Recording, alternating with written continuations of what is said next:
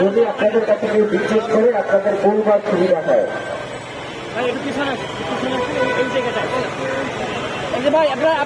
ইনসাফ কর্মসূচিতে আগত সবাইকে আন্তরিক কৃতজ্ঞতা জ্ঞাপন করছি।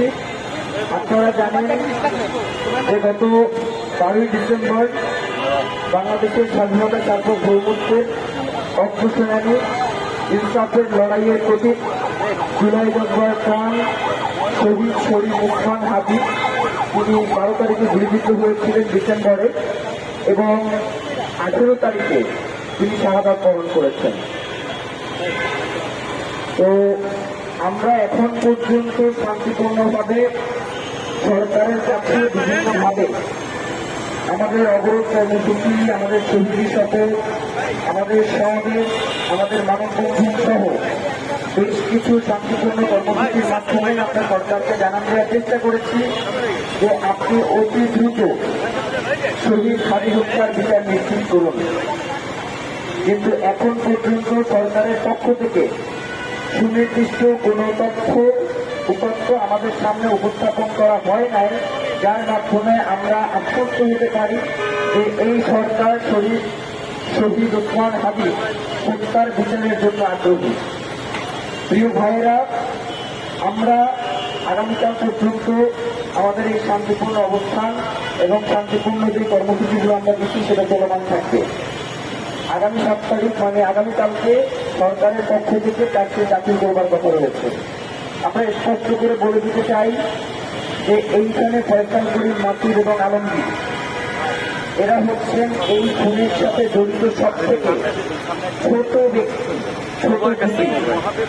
মানে এই খুনে তো সে টাকার বিনিময়ে করেছে, তাহলে তাকে এই খুনটা করানো কে? অবশ্যই এর পিছনে কেউ না কেউ রয়েছে। আমরা সরকারের কাছে স্পষ্ট বলে দিতে চাই, আগামীকালকের চার্জশিটে কোনোভাবে যদি শুধু ফয়সাল করিমকে দিয়ে ব্যাংকে হচ্ছে একটা চার্জশিট দেওয়া হয়, বাংলাদেশের জনগণ সেই চার্জশিটকে প্রত্যাখ্যান করবে। এবং আমরা স্পষ্ট করে বলি যে শহীদ ওসমান হাদি শুধুমাত্র একজন নামপ্রাপ্ত ব্যক্তি নন, তিনি বাংলাদেশের জুলাই পরবর্তী সময়ে বাংলাদেশের স্বাধীনতা সার্বভৌমত্ব এবং ভারতীয় আধিপত্যবাদ এর বিরুদ্ধে তিনি ছিলেন বাংলাদেশের সব থেকে বেশি ভোকাল এবং সেই সাথে তিনি ঢাকা 8-এর একজন প্রার্থী ছিলেন। আমরা কাউকে ঢালাইভাবে দোষ দিতে চাই না এই হত্যার পিছনে, কিন্তু আমরা মনে করি যে যেভাবে আমরা কাউকে অবিশ্বাসও করি না সেইভাবে আমরা কাউকে বিশ্বাসও করতে পারছি না।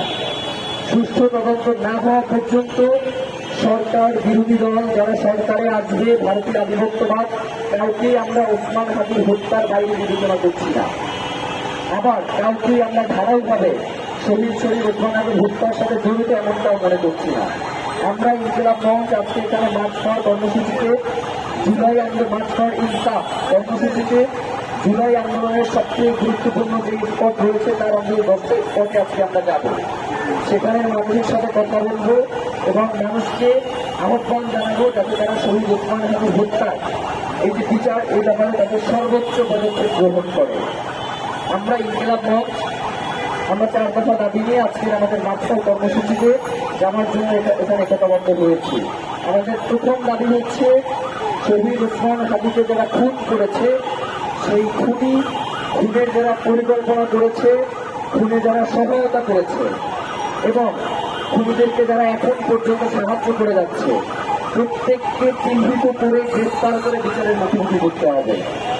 আমাদের দফা নাম্বার 2 হচ্ছে বাংলাদেশে দীর্ঘদিন, দীর্ঘ 17 বছর ধরে যারা খুন হত্যার রাজনীতি করেছে, যারা জুলাইয়ে আমাদের 1400 অধিক ভাই বোনকে হত্যা করেছে, যাদের মদত রাস্তায় পড়ে রয়েছিল, এমন অবস্থাতেও তারা ক্ষান্ত হয় নাই।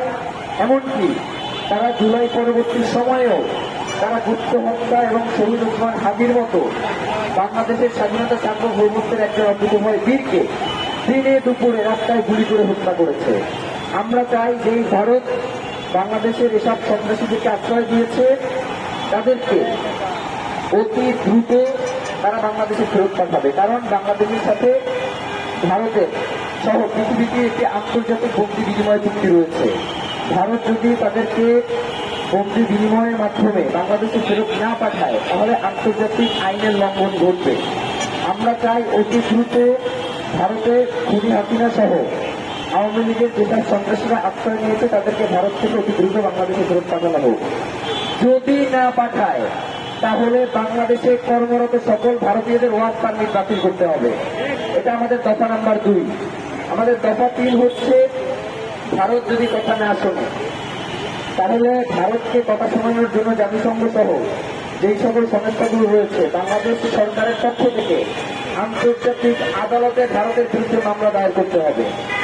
এবং আমাদের 4 নম্বর দফা হচ্ছে, আপনারা জানেন যে জুলাই পরবর্তী সময়ে আওয়ামী লীগের যে সকল দোষর রয়েছিল, যারা সিভিল ইন্টেলিজেন্স মানে হচ্ছে আমলাতান্ত্রিক কাঠামোর মধ্যে যারা রয়েছে এবং মিলিটারি ইন্টেলিজেন্স মানে আর্মি, ডিজিএফআই, এনএসআই সহ এই ধরনের প্রতিষ্ঠানগুলোতে কর্মরত যারা ভারতের তাবেদার দিল্লির দাসত্ব এখন পর্যন্ত কায়েম করছে, তাদেরকে চিহ্নিত করে অতি দ্রুত গ্রেফতার করতে বিচারে মুখোমুখি করতে হবে। এই 4 দফা দাবি নিয়ে আজকে আমাদের এখান থেকে মাঠপাড় কর্মসূচি ঢাকার অত্যন্ত গুরুত্বপূর্ণ জুলাই 10 স্পটে মাঠপাড় ইনসাফের কর্মসূচি নিয়ে তারা যাত্রা শুরু করবে।